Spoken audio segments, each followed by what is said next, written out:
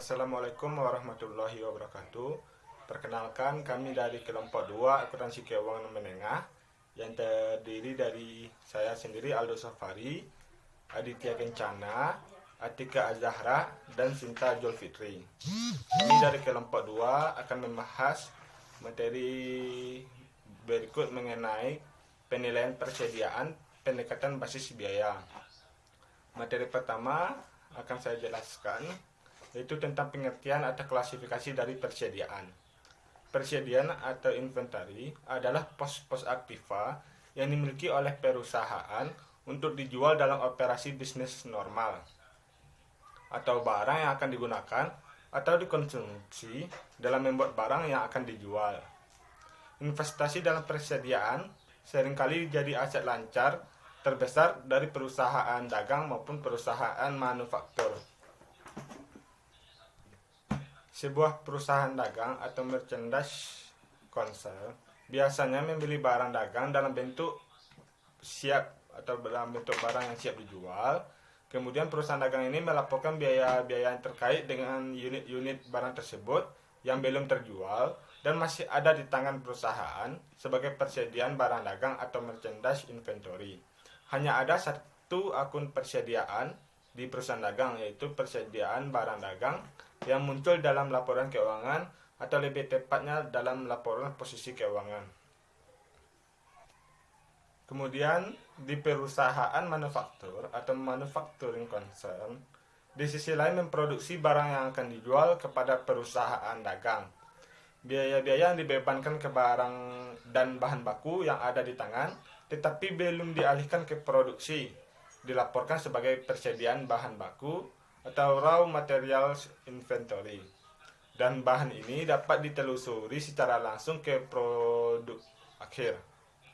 Pada setiap titik dalam proses produksi yang berkelanjutan, ada sejumlah unit yang belum selesai diproses sepenuhnya.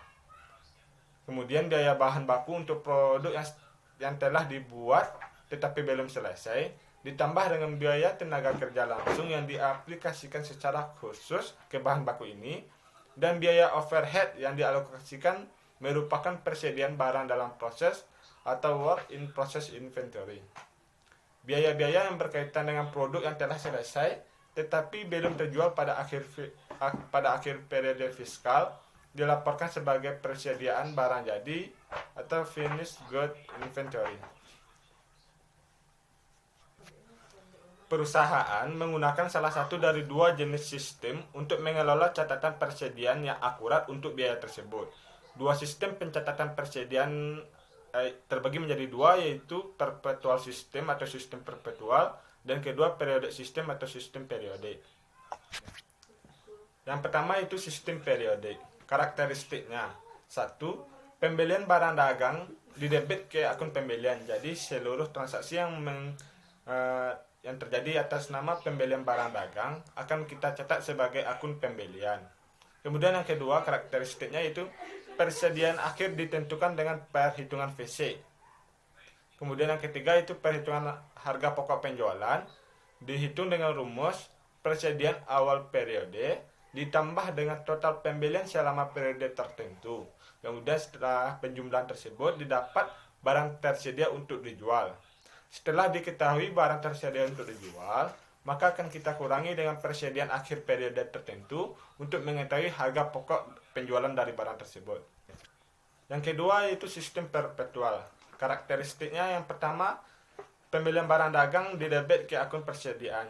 Maksudnya yaitu seluruh transaksi yang mengatasnamakan pembelian barang dagang langsung dicatat ke akun persediaan dagang itu sendiri.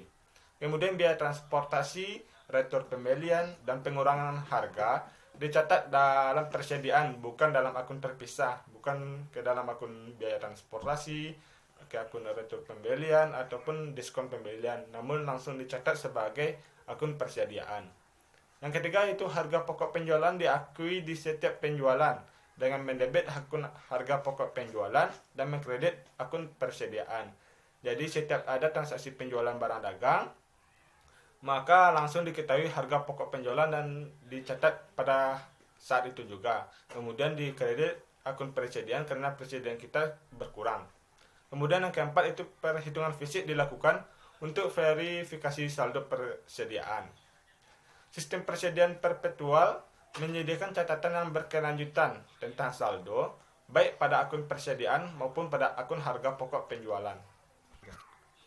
Ketika perusahaan menggunakan sistem perpetual dan terdapat perbedaan antara saldo persediaan menggunakan sistem perpetual dengan menggunakan sistem VC, maka diperlukan jurnal terpisah untuk menyesuaikan akun persediaan perpetual itu. Misalnya, perusahaan mengasumsikan bahwa pada akhir periode pelaporan, akun persediaan tersebut dilaporkan sebesar 4.000. Namun, hitungan fisik persediaan sebenarnya menunjukkan saldo sebesar 3.800. Maka penjurnalan untuk mencatat penurunan nilai yang diperlukan adalah sebagai berikut, yaitu persediaan lebih dan kurang kita debit sebesar 200, sebesar selisih dari 4.000 dengan 3.800 yaitu 200. Kemudian kita kreditkan akun persediaan sebesar 200. Persediaan lebih dan kurang menyesuaikan biaya barang yang dijual. Dalam prakteknya, perusahaan kadang-kadang melaporkan persediaan lebih dan kurang di pendapatan lain-lain atau pengeluaran lain-lain bagian dari laporan laba rugi. Kemudian yang selanjutnya itu pengendalian persediaan.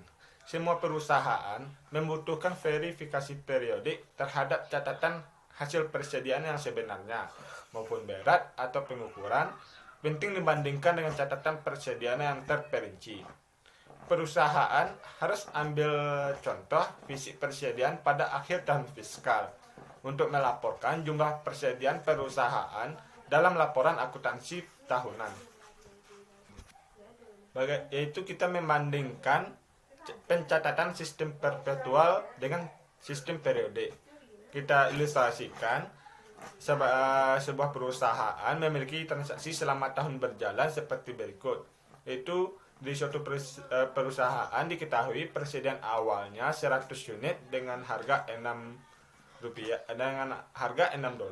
maka diketahui saldo persediaan awal sebesar 600. Kemudian selama tahun tersebut terjadi pembelian sebesar 900 unit dengan harga $6. Diketahui saldo pembelian sebesar 6.400.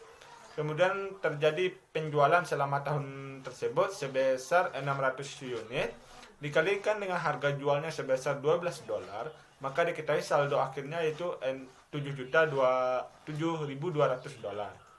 Kemudian diketahui persediaan akhirnya sebesar 400 unit dengan harga per unitnya $6, maka diketahui persediaan akhir perusahaan sebesar 2.400. Bagaimana pencatatan menggunakan sistem perpetual dan sistem periode itu ada pada gambar yang ada di samping ini.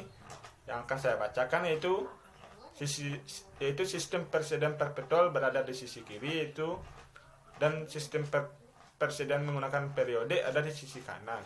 Jurnalnya pada saat persediaan awal hanya perlu dicatat pengakuannya saja, yaitu akun persediaan menunjukkan sebesar $600. Kemudian transaksi yang kedua itu pembelian sebesar 900 unit dengan harga $6. Pencatatannya atau penjurnalnya pada sistem perpetual langsung kita catat sebagai persediaan di debit sebesar 5.400. Kemudian kita kreditkan utang dagang karena transaksinya secara kredit sebesar 5.400. Namun pada sistem pencatatannya secara periodik, jurnal yang akan kita catat itu pembelian di debit sebesar pembeliannya itu $5.400, kemudian utang dagang di kredit. Pada transaksi penjualan sebesar 600 unit dengan harga $12, pencatatan menggunakan metode perpetual yaitu ada dua jurnal di sini. Yang pertama itu jurnal penjualannya, yaitu piutang dagang kita debitkan karena penjualannya secara kredit. Piutang dagang kita debitkan sebesar total penjualan yaitu $7.200 dan akun penjualan di kredit sebesar $7.200. Kemudian jurnal yang kedua itu jurnal pencatatan harga pokok penjualannya itu sendiri, yaitu beban pokok penjualan kita debit sebesar harga pokok penjualan yaitu 3.600 dan kita catat ke akun presiden di kredit sebesar 3.600 sebesar harga jual, yaitu tadi penjualannya 600 unit, harga pokok per unit dari barang yang dijual itu $6, maka diketahui harga pokok penjualannya 3.600. Namun pada saat pencatatan sistem periode kita tidak mencatat langsung akun atau tidak mencatat jurnal harga pokok penjualan, hanya dicatat pada akhir periode. Kemudian jurnal akhir periode untuk akun persediaan sebesar 400 unit pada harga $6, yaitu pada sistem perpetual tidak kita catat karena sudah diketahui harga pokok penjualannya, maka diketahui saldo akhir dari persediaan tersebut yaitu 400 unit dengan harga per unitnya $6, maka diketahui total persediaan akhir kita 2.400. Namun pada sistem per periode ada jurnal pada akhir periodenya, yaitu persediaan kita debit sebesar 2.400, kemudian beban pokok penjualan kita debit sebesar 3.600 karena kita menjual sebanyak 600 unit tadi. Kemudian kita dikreditkan akun pembelian dan akun persediaan awal sebesar 5.400 dan 600. Selanjutnya itu isu dasar dalam penilaian persediaan. Perusahaan harus mengalokasikan semua biaya barang yang tersedia untuk dijual antara barang yang dijual atau digunakan dan yang masih ada di tangan. Beban pokok tersedia untuk dijual atau digunakan adalah jumlah dari, yang pertama, beban pokok yang ada pada awal periode. Yang kedua, beban pokok yang diperoleh atau diproduksi selama periode berjalan. Perhitungan beban pokok penjualan yaitu persediaan awal ditambah dengan beban pokok yang diperoleh selama tahun berjalan ditambah dengan beban pokok barang yang tersedia untuk dijual dikurangi dengan persediaan akhir diperoleh beban pokok penjualan selama tahun berjalan. Ada beberapa hal yang dibutuhkan dalam penilaian persediaan. Yang pertama, barang fisik untuk dimasukkan ke dalam persediaan, seperti siapa pemilik barang, barang dalam perjalanan, barang diserahkan, atau perjanjian penjualan khusus. Kedua, biaya untuk dimasukkan dalam persediaan, seperti produk versus periode biaya. Ketiga, asumsi arus biaya untuk diadopsi, seperti identifikasi khusus, biaya rata-rata, FIFO, retail, dan lain-lain. Selanjutnya, barang fisik dimasukkan dalam persediaan. Secara teknis, perusahaan harus mencatat pembelian ketika memperoleh hak yang sah atas suatu barang. Pertama, barang dalam perjalanan. Masalah yang cukup rumit adalah menentukan kepemilikan barang dalam perjalanan, yaitu seperti mungkin di atas truk, dalam kereta api, kapal laut, atau pesawat terbang. Pada akhir periode, barang dalam perjalanan harus dimasukkan sebagai persediaan perusahaan apabila perusahaan secara sah telah menjadi pemilik barang tersebut. Kesan kepemilikan ditentukan oleh syarat penjualan yang disepakati bersama. Berikut penjelasannya. Yang pertama, apabila barang dijual dengan syarat FOB atau Free On Board Shipping Point, kepemilikan atas barang berpindah ke tangan pembeli ketika pihak pengangkut menerima barang dari si penjual. Kedua, apabila barang dijual dengan syarat FOB atau Free On Board Destination, kepemilikan barang tetap berada di tangan si penjual sampai barang tiba di tempat pembeli. Selanjutnya itu barang konsinyasi. Barang tertentu sering diperdagangkan secara konsinyasi, artinya penjual menerima titipan barang milik orang lain untuk dijual dengan menerima komisi dari hasil penjualan. Penjual bukan pemilik barang, oleh karenanya tidak melaporkan barang tersebut sebagai persediaan. Barang tersebut dinamakan barang konsinyasi. Perusahaan penerima tidak membuat ayat jurnal atas persediaan barang yang diterima. Ingat, barang-barang tersebut tetap menjadi milik pengirim sampai terjual. Bahkan penerima harus benar-benar berhati-hati untuk tidak mencatat barang konsinyasi sebagai bagian dari persediaan. Ketiga, ada perjanjian penjualan khusus. Pengalihan hak milik adalah pedoman umum yang digunakan untuk menentukan apakah perusahaan harus memasukkan item dalam persediaan. Ada 3 situasi penjualan khusus untuk menunjukkan jenis masalah yang dihadapi perusahaan dalam praktik, yaitu yang pertama, penjualan dengan perjanjian pembelian kembali. Kedua, penjualan dengan tingkat imbal hasil yang tinggi. 3, penjualan secara angsuran. Selanjutnya itu pengaruh kesalahan persediaan. Secara tidak benar memasukkan atau mengecualikan suatu item dalam menentukan bahan pokok penjualan melalui kesalahan penyajian, persediaan akan mengakibatkan kesalahan dalam pelaporan keuangan. Ada 2 pengaruh kesalahan persediaan. Yang pertama, kesalahan penyajian persediaan akhir, yaitu jika persediaan akhir dilaporkan terlalu rendah, modal kerja dan rasio lancar terlalu rendah. Jika beban pokok penjualan dilaporkan terlalu tinggi, maka laba neto terlalu rendah. Yang kedua, kesalahan penyajian pembelian dan persediaan. Jika pencatatan pembelian dan persediaan akhir tercatat terlalu rendah dalam laporan laba rugi, maka penghilangan barang tersebut tidak akan mempengaruhi laba neto untuk periode tersebut. Kedua, kesalahan penyajian pembelian dan persediaan. Jika pencatatan pembelian dan persediaan akhir tercatat terlalu rendah dalam laporan laba rugi, maka penghilangan barang tersebut tidak akan mempengaruhi laba neto untuk periode tersebut. Namun, jika tercatat terlalu tinggi, maka pengaruh pada laporan posisi keuangan persis kebalikannya. Selanjutnya itu biaya masukkan dalam persediaan, yaitu yang pertama ada biaya produk atau produk cost. Adalah biaya menempel ke persediaan. Akibatnya, perusahaan mencatat biaya produk dalam akun persediaan. Biaya tersebut langsung berhubungan dengan membawa barang ke tempat bisnis pembeli dan mengonversi barang tersebut menjadi kondisi yang dapat dijual. Biaya pembelian meliputi yang pertama ada harga pembelian, biaya masuk dan pajak lainnya, biaya transportasi, dan biaya pengenalan langsung yang terkait dengan perolehan barang. Kedua ada biaya periode, yaitu adalah biaya-biaya yang tidak langsung berhubungan dengan perolehan atau produksi barang. Biaya periode seperti beban penjualan, beban umum, dan ADM dalam kondisi normal tidak dimasukkan sebagai bagian dari biaya persediaan. Namun, secara konseptual biaya ini adalah sebesar harga pembelian awal dan biaya pengiriman yang berkaitan dengan produk. Yang ketiga, yaitu perlakuan diskon pembelian. Sehubungan dengan pembukaan untuk diskon pembelian, penggunaan akun diskon pembelian atau purchase diskon pada sistem periodik menunjukkan bahwa perusahaan melaporkan pembelian dan utang pada jumlah bruto. Jika perusahaan menggunakan metode bruto, maka perusahaan melaporkan diskon pembelian sebagai pengurangan pembelian pada laporan laba rugi.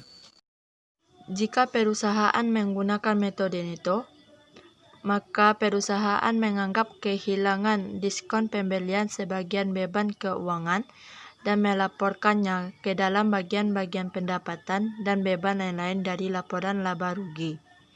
Perlakuan ini dianggap lebih baik karena pertama memberikan pelaporan yang benar mengenai biaya perolehan aset dan liabilitas yang terkait.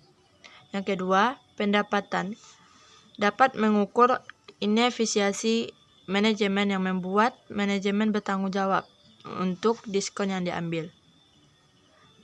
Contohnya, metode dalam biaya pembelian $10.000 dengan syarat 2/10 N/30. Akun yang terkait dalam metode bruto yaitu pembelian 10.000 di debit dan utang di kredit sebesar 10.000. Sedangkan metode neto, pembelian di debit sebesar 9.800, utang sebesar 9.800 di kredit. Yang kedua, faktur sebesar $40.000 dibayarkan dalam periode diskon. Akun yang terkait dalam metode bruto, utang sebesar 4.000 di debit, diskon pembayaran sebesar 8.000 di kredit, kas di kredit 3.920. Sedangkan dalam metode neto, utang di debit sebesar 3.920, sedangkan kas di kredit sebesar 3.920. Yang ketiga, faktur sebesar $6.000 dibayarkan setelah periode diskon.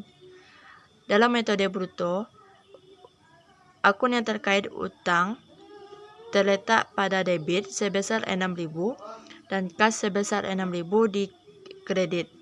Sedangkan metode neto, utang sebesar 5.880 di debit dan kehilangan diskon pembelian sebesar 120 di debit, kas sebesar 6.000 di kredit. Asumsi arus biaya. 1. Identifikasi khusus atau specific identification.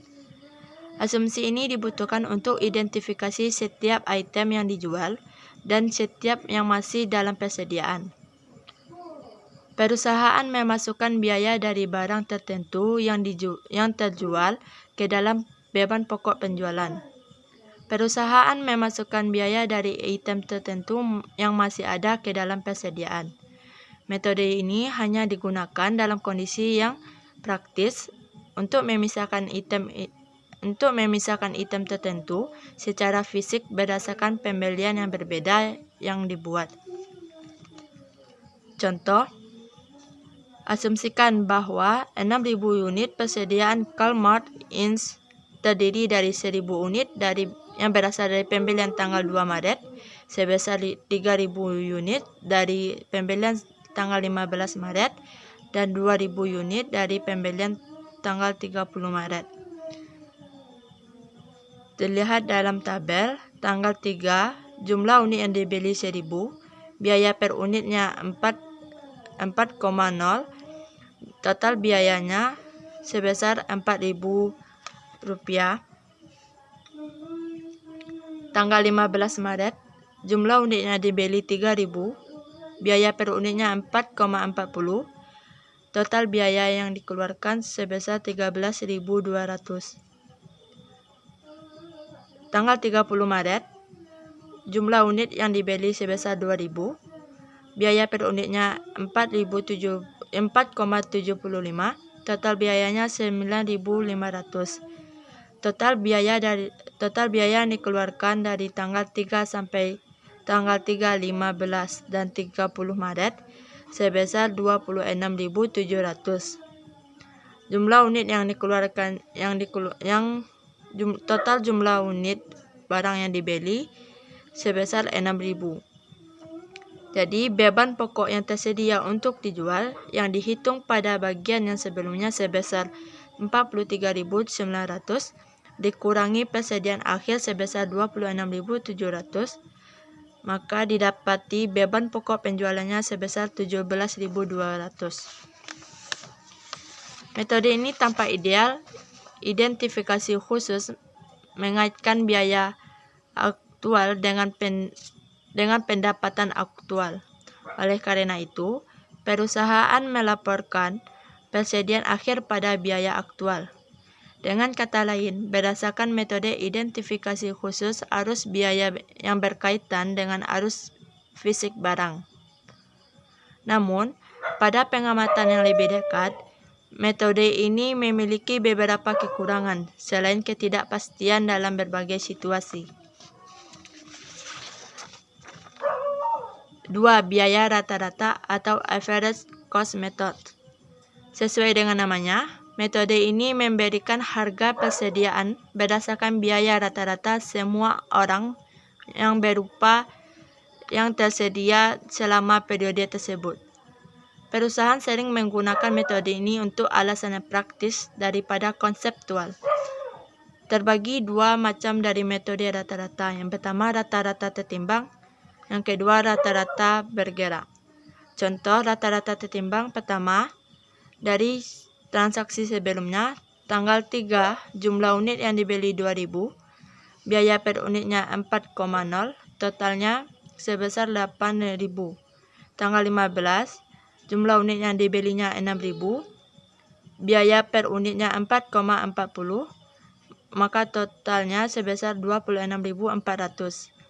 Tanggal 30 Maret, jumlahnya sebesar 2.000 unit, biaya per unitnya 4,75, maka total yang dikeluarkan sebesar 9.500.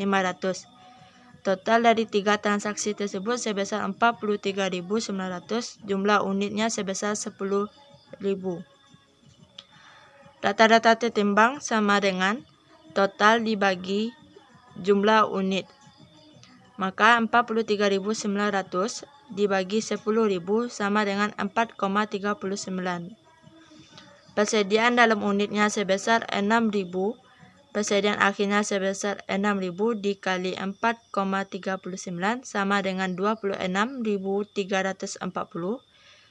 Dikredit beban pokok yang tersedia untuk dijual sebesar 43.900 dikurangi persediaan akhir sebesar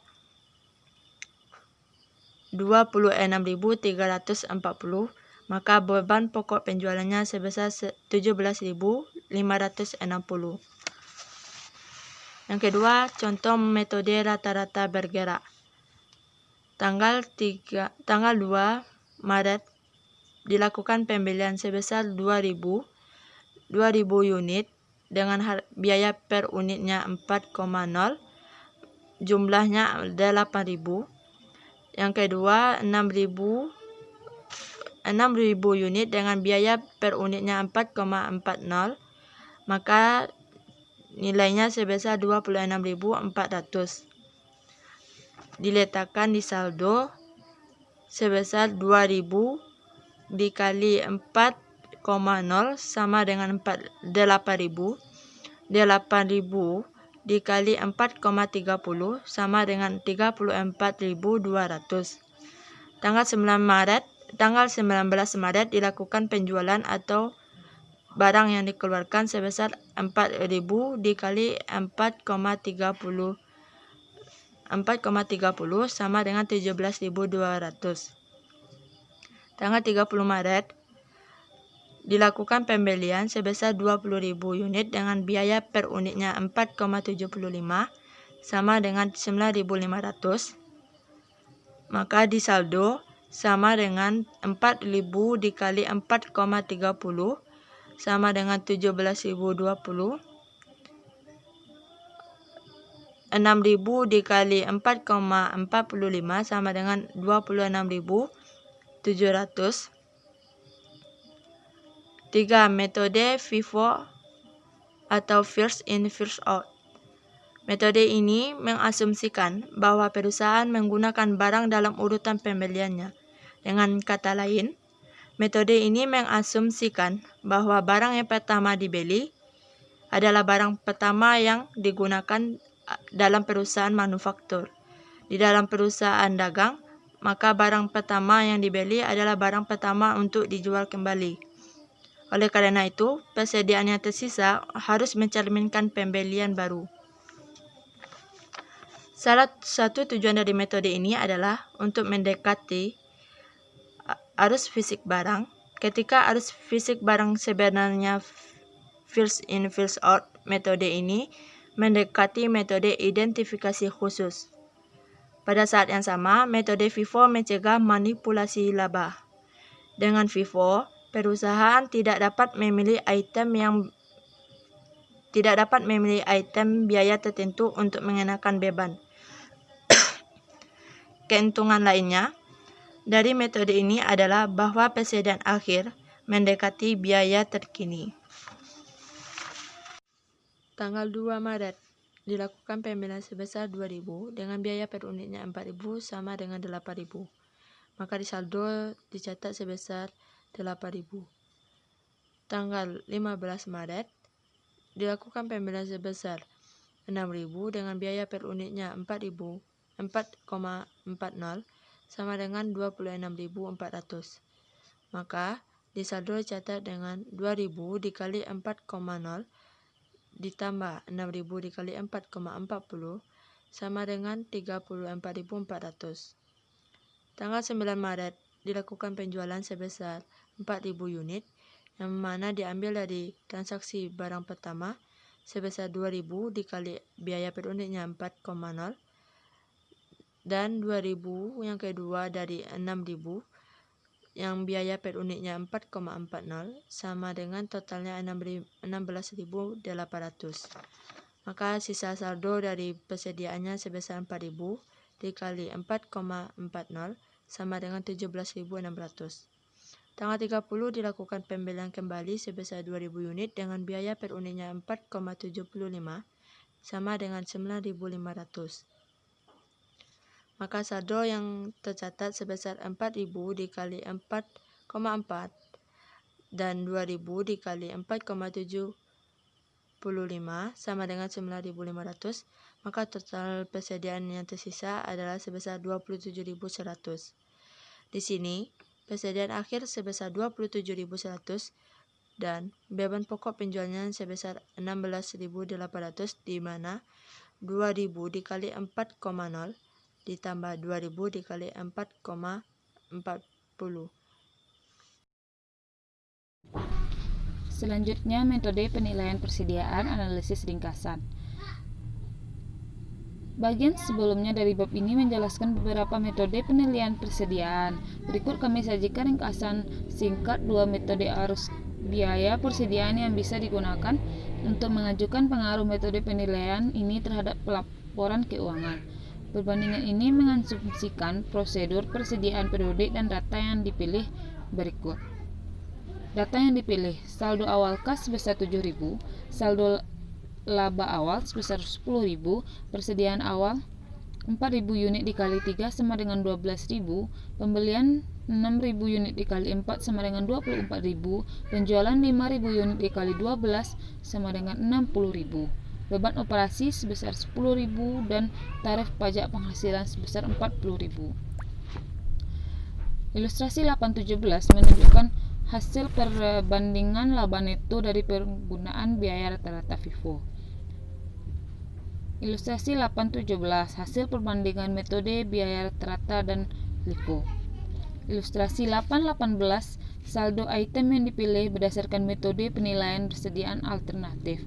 Biaya rata-rata menghasilkan saldo kas yang lebih tinggi pada akhir tahun karena pajak yang lebih rendah. Contoh ini mengasumsikan bahwa harga meningkat, hasil sebaliknya terjadi jika harga menurun. Last in, first out atau LIFO.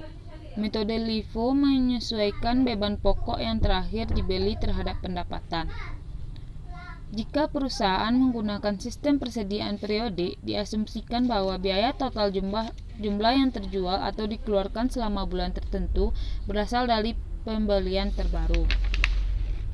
Jika perusahaan mencatat persediaan secara perpektual dalam jumlah yang dan satuan uang menggunakan metode LIFO dan persediaan akhir menghasilkan perbedaan, nilai persediaan akhir dan beban pokok penjualan dibandingkan dengan jumlah yang dihitung melalui metode periodik. Tanggal 2 Maret, pembelian 2.000 dikali 4,00 saldonya sebesar 2.000. Tanggal 15 Maret, pembelian 6.000 dikali 4,40 saldo sebesar 8.000 unit. Tanggal 19 Maret, dijual atau dikeluarkan sebesar 4.000 unit, saldonya sebesar 4.000 unit. Tanggal 30 Maret, 2.000 dikali 4,75 sama dengan 6.000 unit. Pada ilustrasi 8A2, metode LIFO persediaan perpektual. Cadangan LIFO. 1. Perusahaan sering mendasarkan keputusan penetapan harga metode FIFO, biaya rata-rata atau asumsi biaya standar bukan atas dasar metode LIFO. 2. Pencatatan dengan dasar metode lainnya adalah mudah karena asumsi LIFO biasanya tidak mendekati arus fisik produk. 3. Pembagian laba dan pengaturan bonus lainnya sering bergantung pada asumsi persediaan non-LIFO. 4. Penggunaan sistem LIFO murni seringkali bermasalah untuk periode intern yang membutuhkan perkiraan jumlah akhir tahun, dan harga. Illustration: Acme Boat Company menggunakan metode FIFO untuk tujuan pelaporan eksternal dan LIFO untuk tujuan pelaporan eksternal. Pada tanggal 1 Januari 2011, saldo penyisian untuk mengurangi persediaan ke LIFO adalah 20.000. Pada tanggal 31 Desember 2011, saldo tersebut harus menjadi 50.000. Akibatnya, Acme Boat merealisasikan pengaruh LIFO sebesar 30.000 dan membuat ayat jurnal sebagai berikut pada akhir tahun. Beban pokok penjualan sebesar 30.000, penyisian untuk mengurangi persediaan ke LIFO 30.000. Likuidasi LIFO. Pendekatan ini seringkali tidak realistis karena dua alasan. 1. Ketika perusahaan memiliki banyak persediaan yang berbeda, biaya akuntansi melacak setiap item persediaan mahal. 2. Erosi persediaan LIFO dapat dengan mudah terjadi. Hal ini dimaksud dengan likuidasi LIFO yang sering mendistorsi laba neto dan menyebabkan pembayaran pajak yang cukup besar. LIFO nilai dolar. Metode LIFO nilai dolar mengatasi masalah redefinisi pol dan lapisan yang terkikis. Metode LIFO nilai dolar menentukan dan mengukur setiap peningkatan dan penurunan pada pol dalam hal total nilai dolar bukan jumlah fisik barang pada pol persediaan. Kelebihan utama LIFO: 1. Pengaitan. 2. Manfaat pajak atau peningkatan arus kas. 3. Lindung nilai pasar masa depan. Kekurangan utama LIFO: laba berkurang, persediaan terlalu rendah, 3. Arus fisik, 4. Likuidasi involuntari atau kebiasaan membeli yang buruk. Dasar pemilihan metode persediaan. Dasar pemilihan metode persediaan. 1. Jika harga jual dan pendapatan meningkat lebih cepat dari biaya perolehan sehingga mendistorsi laba. 2. Dalam situasi ini, mana penggunaan LIFO telah menjadi praktik umum seperti pada departemen store dan industri di mana ada stok dasar yang konstan seperti penyulingan bahan kimia dan kaca. Sebaliknya, LIFO mungkin tidak dapat untuk digunakan dalam situasi berikut. 1. Di mana kenaikan harga cenderung tertinggal dari biaya. 2. Dalam situasi di mana periode identifikasi khusus menjadi praktik umum seperti dalam penjualan mobil, peralatan pertanian, seni, dan perhiasan antik. 3. Di mana biaya per unit cenderung menurun sering meningkatnya produksi sehingga meniadakan manfaat pajak yang dapat diberikan LIFO. Sekian presentasi dari kelompok 2. Wassalamualaikum warahmatullahi wabarakatuh.